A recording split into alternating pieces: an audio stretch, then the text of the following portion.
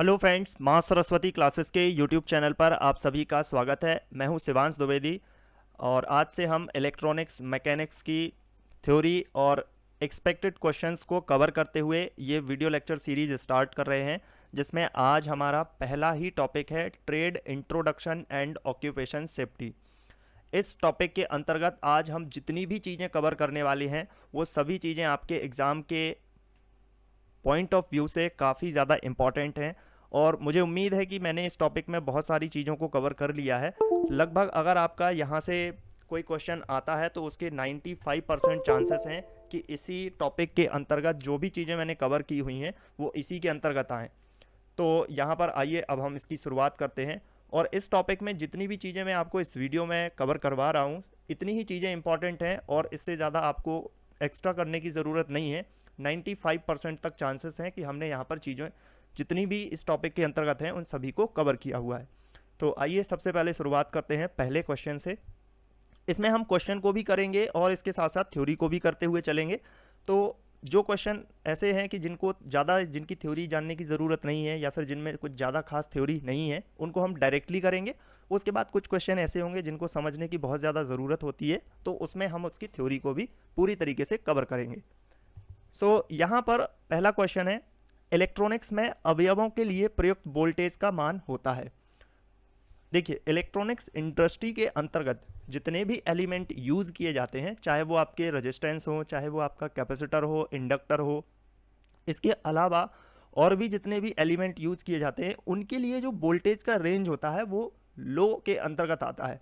यानी यहाँ पर लो, मध्यम तो नहीं कह सकते, इसको हाई भी नहीं कह सकते, बट इसे लो कैटेगरी के अंतर्गत रखा जाता है क्योंकि इसमें 12 वोल्ट के अंतर्गत ही जो एलिमेंट होते हैं उनमें वोल्टेज की ज़रूरत होती है।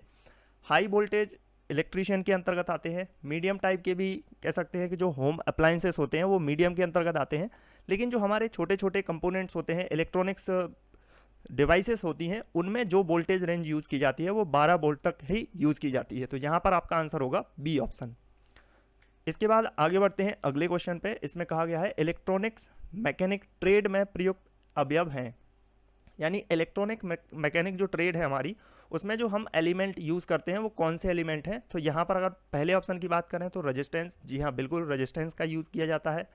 प्रेरक यानी इंडक्टर, इसका भी यूज़ किया जाता है। संधारित्र यानी कैपेसिटर, इसका भी यूज़ किया जाता है। तो यहाँ पर हम अपनी इलेक्ट्रॉनिक ट्रेड के अंतर्गत इन तीनों का यूज़ करते हैं, इस वजह से यहाँ पर आंसर हो जाएगा हमारा फोर्थ ऑप्शन, उपरोक्त सभी। इसके बाद अगले क्वेश्चन पर चलते हैं। इसमें कहा गया है निम्नलिखित में से पैरों के रक्षण का व्यक्तिगत सुरक्षा उपकरण नहीं है। ध्यान रखना, क्वेश्चन को थोड़ा सा ध्यान से पढ़ना होगा हमें। यहाँ पर पूछा गया है नहीं है, तो पहला यहाँ पर आपका ऑप्शन है अवरोध, दूसरा ऑप्शन है एस्बेस्टॉस सुरक्षा बूट, तीसरा ऑप्शन है एंटी स्टैटिक फुटवेयर और चौथा ऑप्शन है यहाँ पर बम्प कैप। देखिए, अब यहाँ पर पैरों के रक्षण से संबंधित बात की गई है। जब भी कोई एक ऐसा पर्सन होता है जो कि वर्कशॉप में कार्य करता है तो उसको यहाँ पर कुछ सेफ्टी रूल को फॉलो करना होता है और इन्हीं सेफ्टी रूल के अंतर्गत यह आपका क्वेश्चन है। काफ़ी इंपॉर्टेंट क्वेश्चन है, इसको समझिएगा। सबसे पहले अगर हम रजिस्टिव जो हमारे शूज़ होते हैं उनकी बात करें तो कुछ इस प्रकार के होते हैं जो कि आपको पहले ऑप्शन में दिख रहे हैं। ये रजिस्टिव शूज़ होते हैं।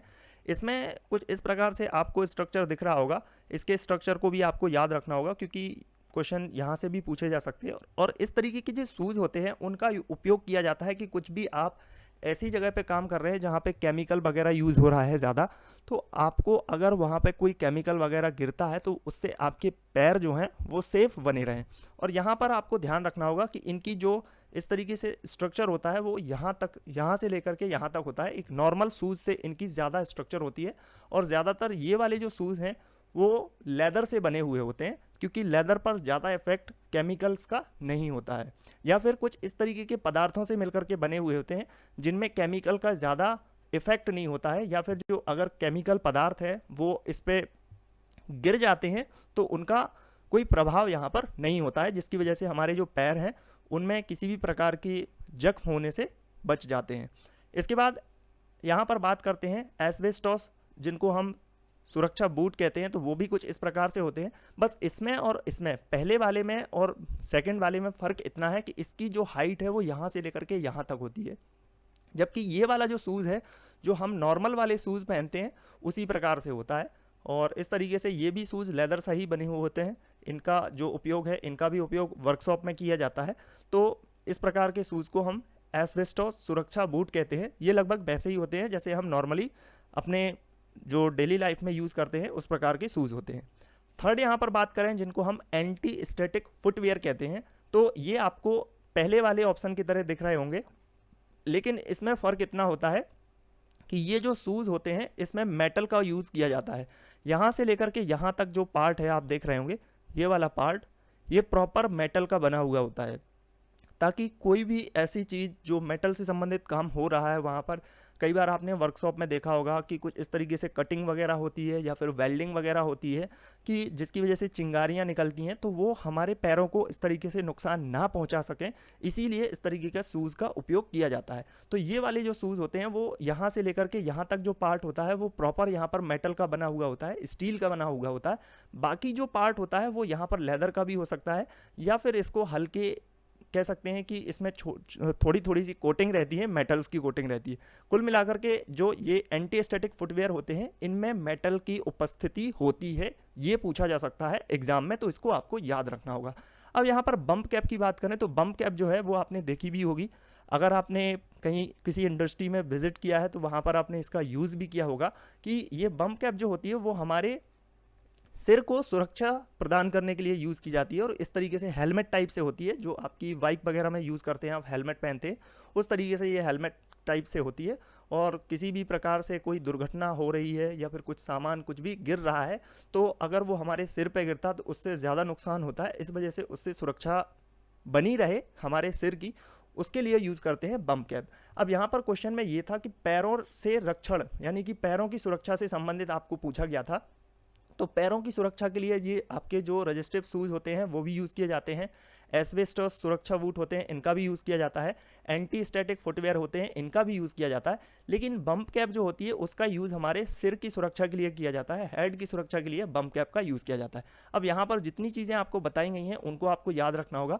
यहाँ पर आपका जो रजिस्टिव शूज़ होते हैं उसमें पूछा जा सकता है कि ये किससे बने हुए होते हैं, लेदर से बने हुए होते हैं। ज़्यादातर इनका जो उपयोग है वो केमिकल से रिएक्टिव जो भी चीज़ें होती हैं उनको बचाव के लिए इनका यूज़ किया जाता है। वहीं अगर हम एस्बेस्टोस सुरक्षा बूट की बात करें तो ये नॉर्मली होते हैं, इनको नॉर्मली हम यूज़ करते हैं, डेली लाइफ में भी इस तरीके के शूज़ यूज़ करते हैं। वहीं एंटी स्टैटिक फुटवेयर की बात करें तो यहाँ पर ये मेटल से बने हुए होते हैं, इतना पार्ट तो डेफिनेटली मेटल का होता है, बाकी पार्ट यहाँ पर लेदर का भी हो सकता है। और कई ऐसे शूज़ होते हैं जिनमें ये प्रॉपर जो पूरा पार्ट है वो एक ऐसे मेटल से बने हुए होते हैं जो बिल्कुल कह सकते हैं कि उनको प्रॉपर मोड़ा जा सकता है या फिर इस तरीके से यूज़ किया जा सकता है। बम्प कैप आप यहाँ पर देख ही रहे हैं कि इसका यूज़ सिर की सुरक्षा के लिए किया जाता है। अब आगे बढ़ते हैं नेक्स्ट क्वेश्चन पे, ये भी काफ़ी इंपॉर्टेंट है। यहाँ पर अगले क्वेश्चन में कहा गया है कि निम्न में से कृत्रिम श्वसन वृद्धि है। यहाँ पर जो आर्टिफिशियल ब्रीदिंग मेथड है उसके बारे में बात की गई है, और आर्टिफिशियल ब्रीदिंग जो मेथड है वो बहुत ज़्यादा यूज़फुल होती है जब आप वर्कशॉप में काम कर रहे हैं।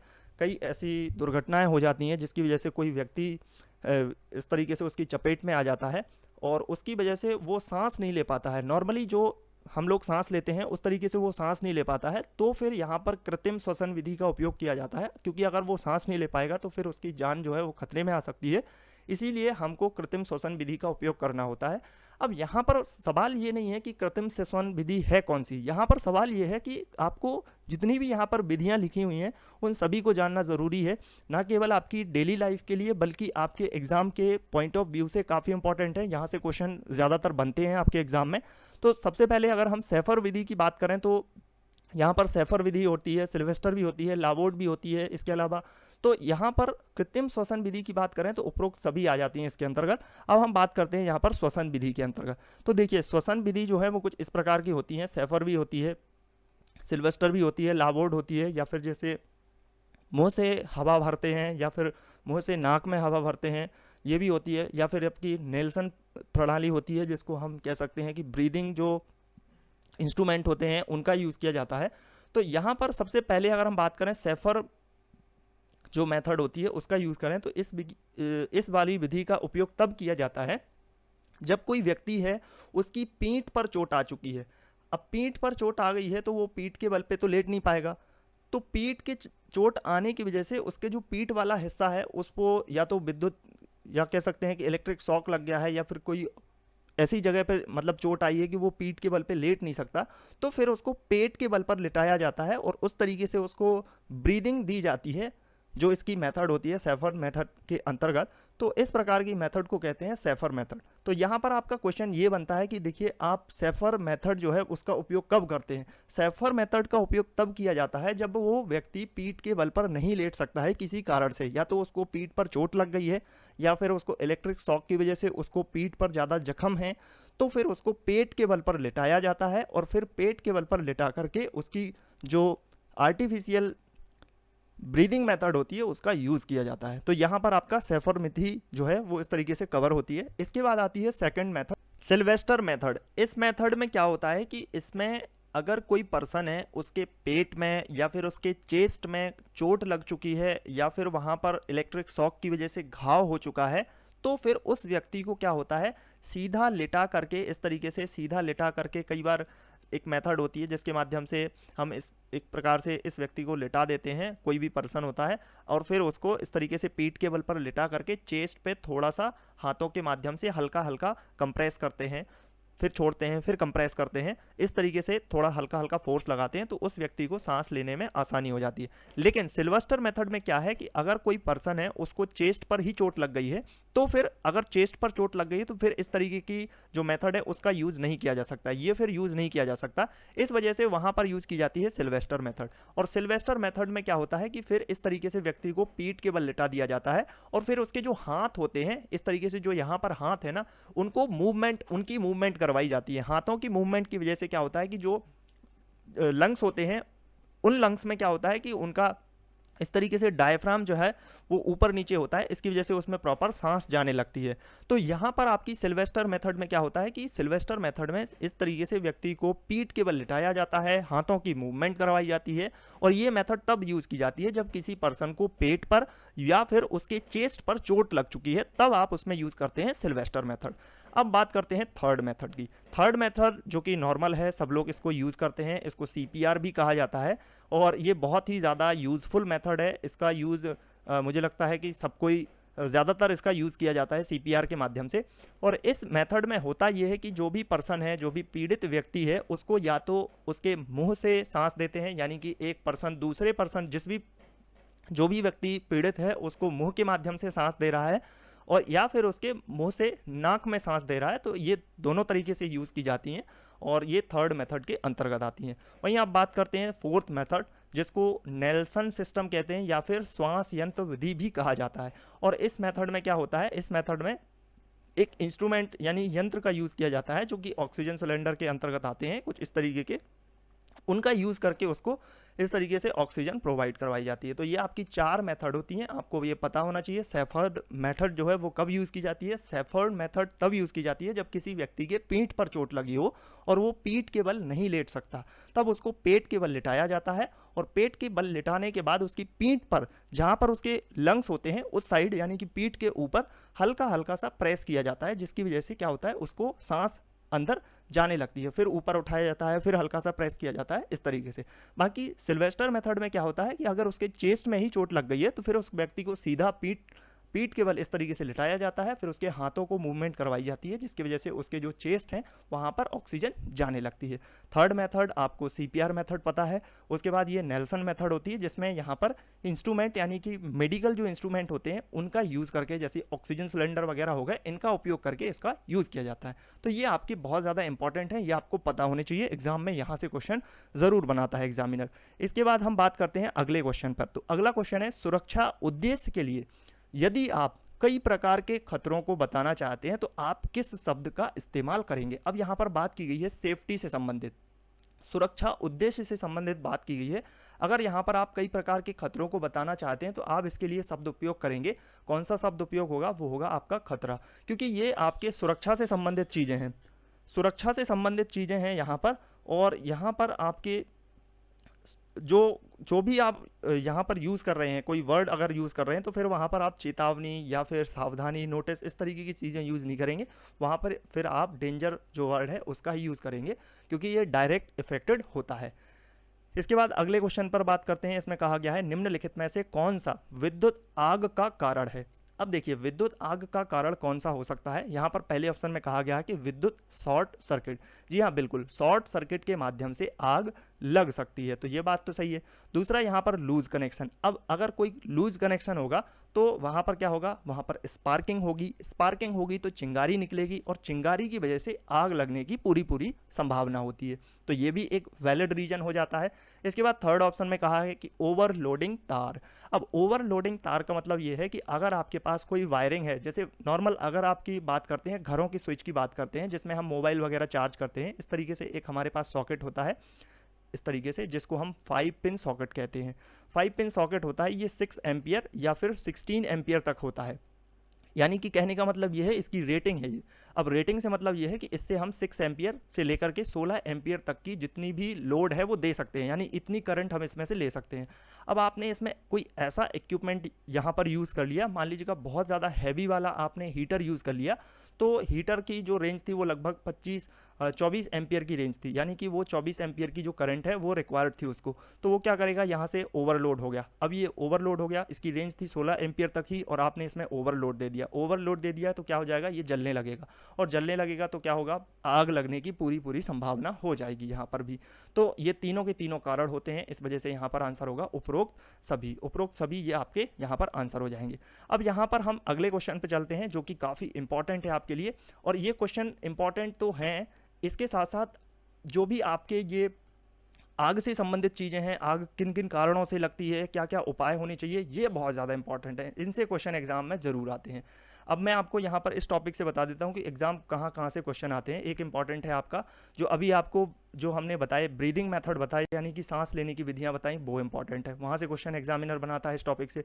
दूसरा यहाँ पर आग के कारण हो गए या फिर आग के जितने भी उपकरण होते हैं उसका क्वेश्चन आता है। और तीसरा यहाँ पर बहुत ज़्यादा इंपॉर्टेंट है, वो है सेफ्टी के जो साइन होते हैं, जितने भी साइन होते हैं, जो कि अभी मैं आपको सारे साइन कवर करवाने वाला हूँ।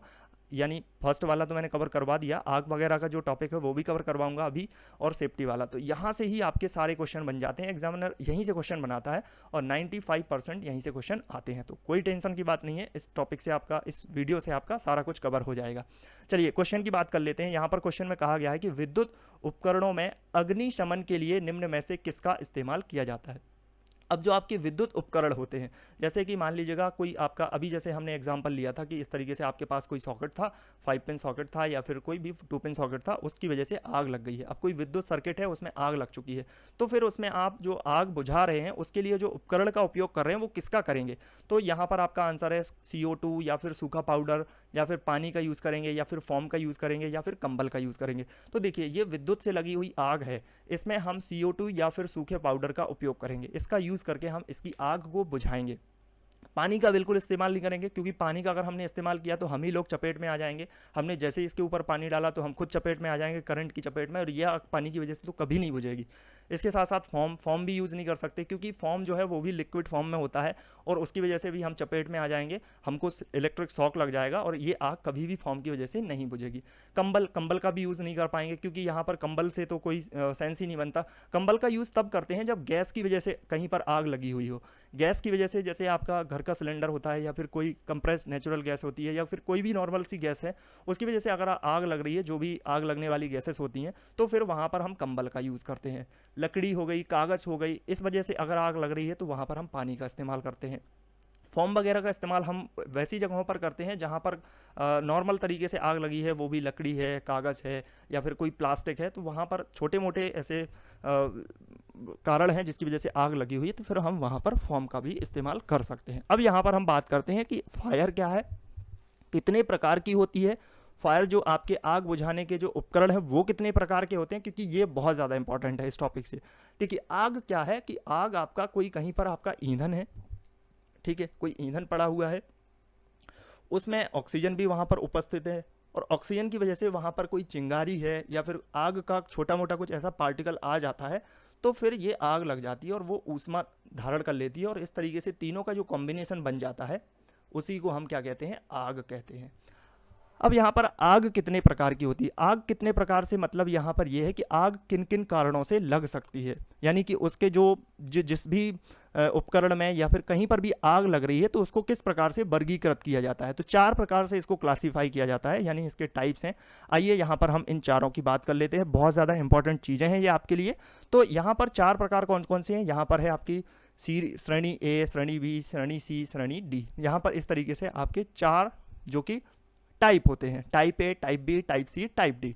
सबसे पहले टाइप ए की बात कर लेते हैं। अब ये क्वेश्चन डायरेक्ट आ जाते हैं, आपको कुछ पूछ लिया जाए, उसमें से ये पूछ लिया जाएगा कि ये जो आग लग रही है वो किस प्रकार की आग है, यानी कि ये टाइप ए के अंतर्गत आती है, वी के, सी के या डी के अंतर्गत आती है। तो अगर हम टाइप ए की बात करें तो आग जो आपकी टाइप ए के अंतर्गत है वो लकड़ी है, कागज है या कपड़ा है या जूट है, इस प्रकार के पदार्थों की वजह से लगती है, और इस प्रकार की आग को हम क्लास ए के अंतर्गत रखते हैं। ठीक है, क्लास ए के अंतर्गत किसको रखते हैं, लकड़ी को, कागज को, कपड़े को, जूट को। इस प्रकार के कोई सूखे पदार्थ होते हैं उनको हम क्लास ए के अंतर्गत रखते हैं, या अगर इनमें आग लग जाती है, इनकी वजह से आग लग जाती है या फिर इनमें आग लग जाती है तो फिर उसको हम क्लास ए फायर के नाम से जानते हैं। क्लास बी आग, इसकी अगर बात की जाए तो इसके अंतर्गत डीजल आता है, पेट्रोल आता है, केरोसिन आती है। तो इस प्रकार की आग को हम क्या कहते हैं, क्लास बी के अंतर्गत रखते हैं, क्लास बी के अंतर्गत रखते हैं। जैसे इसमें कुछ तरल द्रव ज्वलनशील पदार्थ होते हैं उसके अंतर्गत आते हैं। श्रेणी बी की आग श्रेणी ए की अपेक्षा काफ़ी घातक होती है। हम सभी जानते हैं कि कागज में आग लगेगी या फिर कपड़े में आग लगेगी या फिर लकड़ी में आग लगेगी, उससे कहीं ज़्यादा घातक होती है डीजल, पेट्रोल या फिर केरोसिन में आग लगना, क्योंकि इनका जो ज्वलन ताप होता है वो काफ़ी ज़्यादा होता है। इस वजह से यहाँ पर जो ऊष्मा उनकी वैल्यू होती है वो यहाँ पर ज़्यादा होती है। इस वजह से यहाँ पर आपकी ये जो श्रेणी बी की आग है वो ए के कंपैरिजन में काफ़ी ज़्यादा होती है। अब इसी प्रकार से श्रेणी सी की बात कर लेते हैं। श्रेणी सी के अंतर्गत आती है गैस की वजह से आग लगती है, जो ज्वलनशील गैस होती हैं, जैसे कि एलपीजी हो गई, सीएनजी हो गई, इस प्रकार की जितनी भी ज्वलनशील गैस आती हैं उनकी वजह से जो आग लगती है या फिर उनमें जो आग लगती है उसको हम क्या कहते हैं, श्रेणी सी के अंतर्गत आते हैं। ये काफ़ी ज़्यादा खतरनाक होती हैं, ये बी से भी ज़्यादा खतरनाक होती हैं, क्योंकि इसमें जलने वाला ईंधन दिखाई नहीं देता। इस प्रकार की आग में ईंधन भंडारण स्थान के स्पॉट पर सबसे ज़्यादा सीधे सीधे विस्फोट हो जाता है, क्योंकि ये बहुत ज़्यादा ज्वलनशील होते हैं।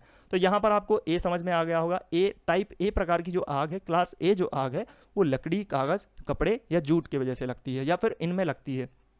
क्लास बी की जो आग है वो डीजल, पेट्रोल, केरोसिन में लगती है, यानी कि ये द्रव लिक्विड टाइप के होते हैं ज्वलनशील पदार्थ। इसके बाद आपकी टाइप सी की जो आग है, यानी क्लास सी की जो आग है वो गैसेस की वजह से लगती है। जितनी भी ज्वलनशील गैसेस होती हैं, जैसे एलपीजी हो गई, सीएनजी हो गई, इस प्रकार की गैसेस की वजह से ये आग लगती है। अब यहाँ पर हम क्लास डी की बात कर लेते हैं। क्लास डी की जो आग होती है वो सीधी सीधी आपकी जो विद्युत मशीनें होती हैं, घरेलू विद्युत उपकरण होते हैं या फिर विद्युत वायरिंग होती है, वो आपकी जो आग होती है उसको हम क्लास डी के अंतर्गत रखते हैं, यानी टाइप सी की इसको टाइप डी की आग कहते हैं इसको। तो इस प्रकार से आपको चीज़ें समझ में आ गई होंगी। Type A, type B, type C, type D, चारों चीज़ें आपको समझ में आ गई होंगी। चारों चीज़ों को हमने सीक्वेंस वाइज समझ लिया है। तो ये आपके विद्युत उपकरणों की वजह से जो आग लगती है उसको हम यहाँ पर डी के अंतर्गत रखते हैं। अब यहाँ पर आग बुझाने के यंत्रों की बात कर लेते हैं। हमने देखिए अभी 4 प्रकार की आग को जाना, तो सभी के लिए अलग अलग प्रकार के यंत्रों का उपयोग किया जाता है। क्यों? क्योंकि हम जानते हैं कि देखिए डीजल, पेट्रोल वगैरह की आग होती है उसको पानी से नहीं बुझा सकते, क्योंकि अगर कहीं पेट्रोल में आग लगी हुई है तो फिर उसको अगर हम पानी डालते हैं तो पानी का जो घनत्व है वो पेट्रोल के घनत्व से कम होता है। इसकी वजह से क्या होता है कि वो पानी पेट्रोल पर ही तैरने लगता, पेट्रोल का जो घनत्व है वो पानी के घनत्व से कम होता है। इस वजह से क्या होता है कि पेट्रोल जो है वो पानी पर ही तैरने लगता है और उसकी वजह से और ज़्यादा वो फैलने लगता है, तो और आग वहाँ पर बढ़ जाती है। इस वजह से वहाँ पर हम यूज़ करते हैं रेत का या फिर CO2 या फिर वहाँ पर हम फोम वगैरह यूज़ कर सकते हैं। तो इसी प्रकार से हमें सभी जो क्लास की हमने आग को पढ़ा है उनको बुझाने के लिए सभी को जो यंत्र होते हैं, जो आपके फायर एक्सटेंशन होते हैं, वो सभी अलग अलग प्रकार के होते हैं। उन सभी को अब हम यहाँ पर समझते हैं। तो आग बुझाने वाले यंत्रों को क्या कहते हैं? अग्निशामक यंत्र इनको कहा जाता है। यहाँ पर हम बात कर लेते हैं। तो जिस प्रकार से हम type A, type B, type C, type D की आग को पढ़ा, उसी प्रकार से इन सभी के अग्निशामक यंत्रों को हम यहाँ पर जानते हैं। कुछ इस प्रकार से अग्निशामक यंत्र होते हैं, जैसे कि जल से भरा हुआ अग्निशामक यंत्र। इस प्रकार के यंत्र का हम टाइप ए की आग को बुझाने के लिए कर सकते हैं, क्योंकि जो लकड़ी है, कागज़ है या कपड़े हैं या फिर जूट है, उसकी आग को अगर हम पानी से बुझाते हैं तो वो यहाँ पर क्या है, बुझ सकती है। इसके अलावा यहाँ पर शुष्क चूर्ण अग्निशामक यंत्र होता है। जैसे कि आपके CO2 पाउडर होते हैं या फिर कुछ पाउडर्स वगैरह होते हैं जिसको हम कह सकते हैं, तो ये भी यहाँ पर यूज़फुल होते हैं। इसको भी हम टाइप ए या फिर टाइप बी की आग को बुझाने के लिए उपयोग करते हैं। इसके अलावा कार्बन डाइऑक्साइड अग्निशामक, इसका सबसे ज़्यादा उपयोग होता है और इसका यूज़ हम कर सकते हैं कहाँ पर, टाइप सी में भी और टाइप डी में भी। क्यों? क्योंकि टाइप सी जो है वो आपकी जो आग लगती है वो गैस की वजह से लगती है, और अगर आपने कार्बन डाइऑक्साइड का उपयोग किया और वहाँ पर कार्बन डाइऑक्साइड चारों तरीके से फैल गई तो फिर ऑक्सीजन वहाँ पर नहीं मिलेगी, ऑक्सीजन की कमी होने की वजह से वो आग क्या है, बुझ जाएगी। इसी प्रकार से जो वैद्युत उपकरण होते हैं उनमें अगर आग लगी है तो कार्बन डाइऑक्साइड जो आपके पास है, जो सिलेंडर है जिसकी वजह से कार्बन डाइऑक्साइड निकल रही है, उसका अगर आप उपयोग करते हैं तो आपको शॉक भी नहीं लगेगा, और वहाँ पर सेम वही बात होगी, ऑक्सीजन की कमी होगी, ऑक्सीजन की कमी की वजह से वो आग क्या है, बुझ जाएगी। इसके बाद होता है कार्बन टेट्राक्लोराइड। इसका भी उपयोग कहाँ पे किया जा सकता है, C&D के लिए यूज़ किया जा सकता है। इसका गैस कारतूस अग्निशामक यंत्र, इसका भी यूज़ किया जा सकता है। और रेत से भरी हुई बाल्टी, इसका जो उपयोग है वो किया जाता है हम पेट्रोल, डीजल या फिर केरोसिन में जो आग लगती है, यानी B प्रकार की जो आग होती है उसको बुझाने के लिए रेत से भरी हुई बाल्टी का उपयोग किया जाता है। तो इस प्रकार के जो कुछ हैं वो अग्निशामक यंत्र होते हैं। अब यहाँ पर हम डिटेल से इनको समझ लेते हैं। श्रेणी ए की आग को बुझाने के लिए जो उपयोग करने वाले अग्निशामक यंत्र होते हैं उनको यहाँ पर जानते हैं। क्लास ए के आग को बुझाने के लिए जल से भरा हुआ अग्निशामक यंत्र का उपयोग किया जाता है, क्योंकि क्लास ए की जो आग लगती है वो कपड़े, कागज, जूट या फिर लकड़ी, इनकी वजह से लगती है और उनको बुझाने के लिए पानी पर्याप्त होता है। पानी की वजह से हम उसकी आग को आसानी से बुझा सकते हैं। यहाँ पर हम बात करते हैं क्लास बी की अग्निशामक यंत्र की। क्लास बी के अग्निशामक यंत्र को बुझाने के लिए फोम टाइप या फिर ड्राई पाउडर या फिर कार्बन डाइऑक्साइड टाइप के अग्निशामक यंत्रों का उपयोग किया जाता है। जितनी भी चीज़ें यहाँ पर लिखी हुई हैं ना, जो हम आपको यहाँ पर अंडरलाइन करके बता रहे हैं, वो डायरेक्ट क्वेश्चन एग्जाम में पूछे जाते हैं। तो इसको आप ध्यान रखिएगा कि आपका जो क्लास बी जो यंत्र होता है वो किस प्रकार की आग को बुझाने के लिए यूज़ किया जाता है। क्लास बी की आग को बुझाने के लिए फोम टाइप, ड्राई पाउडर या फिर कार्बन डाइऑक्साइड टाइप के अग्निशामक यंत्रों का उपयोग किया जाता है। श्रेणी सी के लिए अगर हम बात करें तो इसके लिए हम ड्राई पाउडर यूज़ कर सकते हैं। इसके अलावा हम यहाँ पर कार्बन डाइऑक्साइड भी यूज़ कर सकते हैं। तो शुष्क चूर्ण वगैरह इस तरीके से इसका उपयोग किया जाता है।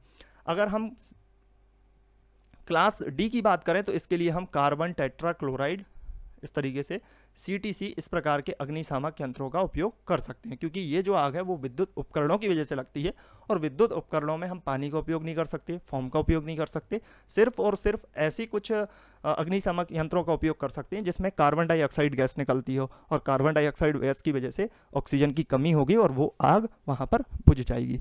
तो ये हमारे यहाँ पर आग से संबंधित हमारी श्रेणियाँ हैं। इस टेबल को आप बहुत अच्छे से नोट कर लीजिएगा, क्योंकि ये टेबल बहुत इंपॉर्टेंट है। ये आपके एग्जाम के लिए एक क्वेश्चन जरूर बना के लाएगी, तो इसको आप बहुत आसानी से याद भी कर सकते हैं। इसका स्क्रीनशॉट लेना चाहें तो ले सकते हैं, नोट्स में लिखना चाहें तो लिख सकते हैं। यहाँ पर हमने आपको टेबल भी प्रोवाइड कर दी है कि जो आपको क्लास ए टाइप की आग है वो किसकी वजह से लगती है, लकड़ी की वजह से, कागज़ की वजह से या फिर कपड़े या जूट की वजह से, जिसके लिए अग्निशामक जो यंत्र होता है वो जल से भरा हुआ होता है, यानी पानी, नॉर्मल पानी से हम इसकी आग को बुझा सकते हैं। जो आपकी क्लास बी टाइप की आग होती है वो डीजल, पेट्रोल, केरोसिन या फिर लिक्विड जो ज्वलनशील पदार्थ होते हैं उनकी वजह से लगती है, और इसकी आग को फोम टाइप, ड्राई पाउडर या फिर कार्बन डाइऑक्साइड की वजह से हम यहाँ पर बुझा सकते हैं। क्लास सी टाइप की जो आग होती है वो LPG, CNG, इस प्रकार की जो ज्वलनशील गैसेस होती हैं उनकी वजह से लगती है, और इसके लिए यूज़ किया जाता है ड्राई पाउडर या फिर यहाँ पर आप शुष्क चूर्ण या फिर वो पाउडर यहाँ पर यूज़ किए जाते हैं जो कि सीधे सीधे कार्बन डाइऑक्साइड को प्रोड्यूस करते हैं। इसी प्रकार से अगर हम क्लास डी की बात कर लें तो ये आग लगती है वैद्युतिक मशीन हो गई, वायरिंग हो गई, या कुल मिलाकर के कह सकते हैं जितने भी आपके इलेक्ट्रिक सर्किट होते हैं या फिर इलेक्ट्रॉनिक सर्किट होते हैं उनकी वजह से ये आग लगती है, और इसके लिए उपयोग किया जाता है कार्बन टेट्राक्लोराइड अथवा CTC। अब यहाँ पर आपको कुछ चीज़ों को याद रखना होगा, जो कि कुछ इस प्रकार से हैं कि जल से भरा हुआ आपका अग्निशामक यंत्र है, वही चीज़ें यहाँ पर रिपीट करके लिख दी गई हैं आपके लिए, तो आप यहाँ पर याद रख सकते हैं। जो आपका ड्राई पाउडर अग्निशामक यंत्र हो गया, कार्बन डाइऑक्साइड हो गया, कार्बन टेट्राक्लोराइड हो गया, गैस कारतूस हो गया, रेत से भरी हुई बाल्टी हो गई, ये सभी के सभी आपको या आग बुझाने के लिए उपयोग किए जाते हैं। अब यहाँ पर अगला क्वेश्चन देखते हैं। अगले क्वेश्चन में कहा गया है वैद्युतिक केबल्स में आग लगने का मुख्य कारण क्या है। जो वैद्युतिक केबल्स होती हैं उनमें आग लगने का क्या कारण हो सकता है। तो पहला ऑप्शन है कि निम्न धारा बहन क्षमता फ्यूज़, यानी हमने उस केबल के बीच में जो फ्यूज़ यूज़ किए हैं वो फ्यूज़ यहाँ पर मान लीजिएगा 6 एम्पियर तक ही लोड ले सकते थे, ठीक है, लेकिन यहाँ पर हमने क्या है, छोटे वाले फ्यूज़ का यूज़ कर दिया गया है, छोटे फ्यूज़ का यूज़ किया है, तो फिर वहाँ पर वो फ्यूज़ जल्दी जल्दी क्या हो जाएगा, खराब होगा, और हो सकता है कई बार वहाँ पर आग भी लग जाए। तो ये भी एक वैलिड रीज़न होता है। अधिभार का मतलब होता है लोड, ओवरलोड, ओवरलोड ये कारण भी हो सकता है, वही रीज़न हो जाएगा। वहाँ पर हमने आपको एक एग्जांपल बताया था कि हमारे पास एक कोई सॉकेट है जिसमें से 6 एम्पियर की करंट हो सकती है, लेकिन हम उसमें से ज़्यादा करंट ले रहे हैं, तो फिर वो ओवरलोड के अंतर्गत आएगी और वहाँ पर आग लग जाएगी। यहाँ पर अगला रीज़न, ये ढीले जो आपके कनेक्शन है उसकी वजह से भी आग लग सकती है, कि आपने जो वायर हैं उनको जोड़ने के लिए बहुत ढीले कनेक्शन कर दिए हैं, तो वहाँ पर स्पार्किंग होगी, स्पार्किंग की वजह से चिंगारी निकलेगी और वो भी एक आग का कारण बन जाएगा। तो यहाँ पर आपका आंसर होगा उपरोक्त सभी डी ऑप्शन इसके लिए बिल्कुल करेक्ट आंसर हो जाएगा। अब यहाँ पर अगला क्वेश्चन देखते हैं। इसमें कहा गया है निषेध संकेत के लिए इस्तेमाल किए जाने वाला आकार है। ये आपके जो साइन होते हैं, जो सेफ्टी साइन होते हैं, उससे संबंधित ये आपका क्वेश्चन है। तो यहाँ पर हमने आपको सिर्फ ये क्वेश्चन बताए हुए हैं। सबसे पहले हम इसकी थ्योरी को समझ लेते हैं, फिर उसके बाद ये क्वेश्चन आपको आसानी से बनेंगे। देखिए, सबसे पहले बात करते हैं सुरक्षा चिन्हों की, यानी ये सेफ्टी साइन होते हैं। कहीं पर भी आपने देखा होगा, जब आप किसी हाईवे पर जा रहे हैं तो जगह जगह पर कुछ साइन बने हुए होते हैं। वो साइन हमारे लिए बहुत ज़्यादा इंपॉर्टेंट होते हैं। हालांकि बहुत ज़्यादा लोग हैं उस साइन को इग्नोर कर देते हैं, बट वो बहुत ज़्यादा इंपॉर्टेंट होते हैं, क्योंकि कुछ साइन हमको इन्फॉर्मेशन देते हैं, कुछ साइन हमको किसी भी प्रकार की चेतावनी देते हैं, कुछ साइन हमको कुछ इन्फॉर्मेशन के साथ साथ कुछ अपडेट बताते हैं। तो ये हमारे लिए बहुत ज़्यादा इंपॉर्टेंट हैं, और जब कोई वर्कशॉप में कार्य करता है तो फिर उसके लिए और भी ज़्यादा इंपॉर्टेंट हो जाते हैं, क्योंकि वो अगर कोई व्यक्ति वर्कशॉप में कार्य करते वक्त इन चिन्हों को ध्यान में रखता है तो वो किसी भी प्रकार की दुर्घटना से बच सकता है। और इस प्रकार की जो अनहोनी कोई दुर्घटनाएं होती हैं, उनसे बचने के लिए ही सुरक्षा चिन्हों का उपयोग किया जाता है। अब सुरक्षा चिन्ह जो हैं वो मुख्यतः 4 प्रकार के होते हैं। इनको 4 कैटेगरी में डिवाइड किया गया है। इन 4 कैटेगरी को हम यहाँ पर समझते हैं। कौन कौन सी कैटेगरी होती हैं उनको समझते हुए उनके जो साइन होते हैं और जितनी इंपॉर्टेंट चीज़ें जो आपके एग्जाम के लिए हैं उन सभी को समझते हैं। सबसे पहले यहाँ पर बात कर लेते हैं, सबसे पहले बात करते हैं इसको इंफॉर्मेशनल साइन की। पहले अंतर्गत में इसको हम इंफॉर्मेशनल साइन कहते हैं। सीक्वेंस में हम इसको पढ़ते हैं। वो स्लाइड जो है वो थोड़ी गलत लग गई है, बट हम यहाँ पर सीक्वेंस में पढ़ेंगे। इंफॉर्मेशनल साइन क्या होता है, जैसे इसके नाम से ही हम समझ पा रहे हैं कि इस प्रकार के साइन से हमको कोई इन्फॉर्मेशन प्राप्त हो रही होती है। अब जिन प्रकार के साइन से हमें इन्फॉर्मेशन प्राप्त होती है उनको हम इंफॉर्मेशनल साइन कहते हैं। अब इसकी पहचान क्या होती है, इसकी पहचान ये होती है, ये काफ़ी इंपॉर्टेंट है, एग्जाम में पूछे जाते हैं यहाँ से चीज़ें। इसका जो आकार है वो कैसा होता है, वर्गाकार होता है। बैकग्राउंड कैसा होता है, इसका हरा होता है। और जो इसमें चिन्ह बना हुआ होता है उसका जो कलर होता है वो कैसा होता है, वाइट होता है। यहाँ पर आप देख भी सकते हैं, ये जो फर्स्ट एड का साइन आपको दिख रहा है, हालांकि ये आपको स्क्वायर फॉर्म में नहीं दिख रहा होगा, क्योंकि मैंने जो स्लाइड बनाई है उसमें ये जूम होने की वजह से इस तरीके का रेक्टेंगल शेप में आ चुका है, बट ये एग्जैक्टली कैसा होता है, स्क्वायर शेप में होता है। तो इसका आपको शेप कैसा दिख रहा है, स्क्वायर दिख रहा है। इसका बैकग्राउंड आप देख रहे होंगे, ये जो बैकग्राउंड है वो कैसा है, इसका हरे कलर का है। और जो इसमें चिन्ह बना है, यानी जो प्लस वाला ये वाला जो साइन बना है वो कैसा बना है, सफ़ेद कलर का साइन बना है। तो इस प्रकार के सिंबल को हम क्या कहते हैं, इन्फॉर्मेशनल साइन कहते हैं। अब यहाँ से क्वेश्चन क्या आते हैं, क्वेश्चन ये पूछा जाता है कि बताइए जो इन्फॉर्मेशनल साइन होता है उसका जो बैकग्राउंड होता है वो कैसा होता है, हरा होता है, पीला होता है, लाल होता है, नीला होता है। तो आपको पता होना चाहिए कि जो इन्फॉर्मेशनल साइन होते हैं उनका बैकग्राउंड हरे कलर का होता है। उपयोग क्या है, जैसे फर्स्ट एड हो गया आपका, इमरजेंसी एग्जिट हो गए, टॉयलेट्स वगैरह हो गए, या फिर कुछ और इंपॉर्टेंट साइंस होते हैं आदि, उस प्रकार के साइन यहाँ पर बनाए जाते हैं। कुल मिलाकर के जहाँ से इन्फॉर्मेशन देनी होती है उनको इन्फॉर्मेशनल साइन के अंतर्गत रखा जाता है। अगले साइन आते हैं मैंडेटरी साइन। मैंडेटरी साइन का मतलब यह है कि ये चिन्ह किसी स्थान में पूर्व से प्रवेश करने से पहले या फिर किसी काम को करने से पहले आपको सुरक्षा साधनों के उपयोग के लिए आग्रह करने के लिए बनाए जाते हैं। यानी कि आप कहीं पर कुछ जाना चाहते हैं तो फिर आपको मैंडेटरी साइन वहाँ पर बने हुए होंगे जो कि आपको वहाँ पर जाने के डायरेक्शंस को बताएंगे। या फिर अगर आप कोई काम करने वाले हैं, कोई वर्कशॉप में काम करने वाले हैं, तो फिर आपको वहाँ पर साइन के माध्यम से बताया जाएगा कि यहाँ पर आपको इन चीज़ों की सुरक्षा रखने की आवश्यकता है। अब यहाँ पर इसका आकार कैसा होता है, तो आकार आप देखिए, इसका आकार होता है वृत्ताकार, यानी कि ये सर्कुलर फॉर्म में होते हैं। बैकग्राउंड कैसा होता है, इनका बैकग्राउंड होता है नीला।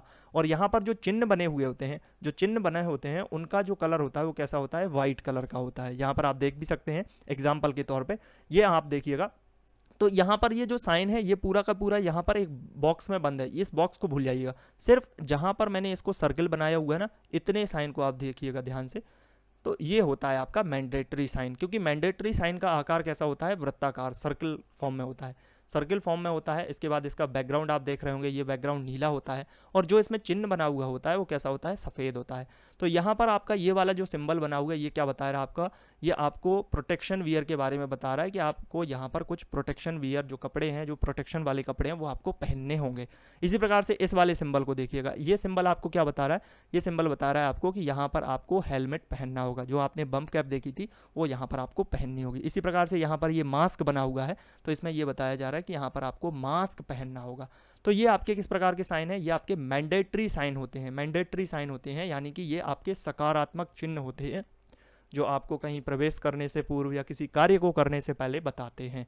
इनका आकार सर्किल होता है, बैकग्राउंड नीला होता है, जो चिन्ह इसमें बना हुआ होता है वो सफ़ेद कलर का होता है। उपयोग के लिए इसमें कुछ आप देख सकते हैं सिंबल यहाँ पर आपके एग्जाम्पल के तौर पे बताए हुए हैं, तो इसको मैंडेटरी साइन के अंतर्गत कंसीडर किया जाता है। अगले चिन्ह आते हैं जिनको वार्निंग साइन कहते हैं। और वार्निंग साइन जो है वो ये चिन्ह किसी जगह या फिर वस्तु से होने वाले खतरे की जानकारी देते हैं। अभी हमने एक क्वेश्चन भी पढ़ा था कि अगर कहीं पे कुछ खतरा है तो फिर उसके लिए आप किस प्रकार के साइन का यूज़ करेंगे या फिर किस प्रकार के शब्द का उपयोग करेंगे, तो फिर वहाँ पर हम वार्निंग साइन, वार्निंग शब्द का उपयोग करेंगे, यानी कि खतरे शब्द का उपयोग करेंगे। तो वार्निंग साइन क्या होते हैं, जहाँ पर कोई खतरे की जानकारी आप लोग को देनी होती है तो वहाँ पर वार्निंग साइन का उपयोग किया जाता है। इसका आकार कैसा होता है, इसका आकार यहाँ पर आप देख सकते हैं त्रिभुजाकार होता है, यहाँ पर ट्राइंगल शेप में होता है। बैकग्राउंड कैसा होता है, तो बैकग्राउंड पीला होता है। चिन्ह का रंग कैसा होता है, चिन्ह का रंग जो है वो काला होता है और बॉर्डर काले रंग की बनी हुई होती है। चिन्ह का रंग भी काला होता है और जो बॉर्डर बनी हुई होती है वो भी काले रंग की बनी हुई होती है। यहाँ पर आप इसके साइन को देख सकते हैं, ये आपका साइन है जिसको हम क्या कहते हैं, वार्निंग साइन कहते हैं। ये कैसे साइन है, वार्निंग साइन है। यहाँ पर आप देख सकते हैं ये इस तरीके से त्रिभुजाकार बने हुए हैं। इसका शेप कैसा है दिख रहा है आपको, ट्राइंगल के शेप में दिख रहा है। और इसमें आपका बैकग्राउंड कैसा है, तो बैकग्राउंड आपका पीला है। चिन्ह जो है ना, चिन्ह बना हुआ है वो कैसे कलर में बना हुआ है, काले कलर में बना हुआ है। और आप सभी में बॉर्डर देख रहे होंगे, बॉर्डर आपको जहाँ से मैं इस तरीके से जो पेन चला रहा हूँ ना, इसको बॉर्डर कहते हैं, जो कि किस प्रकार की बनी हुई है, ये भी काले कलर से बनी हुई है। तो ये सब चीज़ें आपके लिए क्या है, इंपॉर्टेंट हैं। यहाँ पर आप देख सकते हैं ये डेंजर साइन होता है जो कि वार्निंग साइन होता है। अब जैसे वायरस वाला साइन कहीं पे बना है तो ये भी आपके लिए डेंजर है। पॉइजन है, स्टेप्स डाउन है, वेट पेंट है, हाई वोल्टेज है, ये सभी आपके लिए डेंजर साइन बने हुए हैं। इसके बाद अगला जो सिंबल है उसको हम प्रोहिबिटिव साइन कहते हैं, यानी जिसको निषेधात्मक चिन्ह कहा जाता है। और ये चिन्ह क्या होते हैं, ये चिन्ह किसी कार्य को नहीं करने की मनाही के लिए उपयोग किए जाते हैं, यानी कि आपको ये बताते हैं चिन्ह कि आपको ऐसा कोई काम नहीं करना है, इसीलिए इन चिन्हों का उपयोग करते हैं। इसकी जो पहचान है वो क्या है, इसका आकार कैसा होता है, वृत्ताकार होता है, यानी कि सर्कल फॉर्म में होता है। इसका जो बैकग्राउंड होता है वो कैसा होता है, वाइट कलर का होता है। चिन्ह का जो रंग है वो कैसा होता है, काला होता है। और इसकी बॉर्डर जो होती है वो लाल बॉर्डर या फिर लाल क्रॉस पट्टी होती है। ध्यान रखना आपको, ये बॉर्डर जो है ना वो सिर्फ दो प्रकार के चिन्हों में यूज़ की जाती है, एक वार्निंग साइन में और एक प्रोहिबिटिव साइन में। इसके अलावा अदर साइन में बॉर्डर यूज़ नहीं की जाती है। तो आपको ये ध्यान रखना है, जो वार्निंग साइन यूज़ करते हैं उसमें जो हम बॉर्डर यूज़ करते हैं वो काले कलर की यूज़ करते हैं, और जो आपकी प्रोहिबिटिव साइन है उसमें हम जो बॉर्डर यूज़ करते हैं वो कैसी है, लाल कलर की बॉर्डर यूज़ करते हैं। ध्यान रखना है इसमें, ठीक है। जो प्रोहिबिटिव साइन है इसमें रंग तो काला ही यूज़ करते हैं, चिन्ह का रंग कैसा होता है, काला होता है, लेकिन बॉर्डर कैसी होती है, लाल कलर की होती है। यहाँ पर आप देख भी सकते हैं, हम ये चिन्ह लेकर के आए हुए हैं। तो इसका आकार कैसा दिख रहा है आपको, रेड कलर का दिख रहा है। बैकग्राउंड कैसा दिख रहा है, इसका बैकग्राउंड सफ़ेद होता है। बैकग्राउंड कैसा है, सफ़ेद है।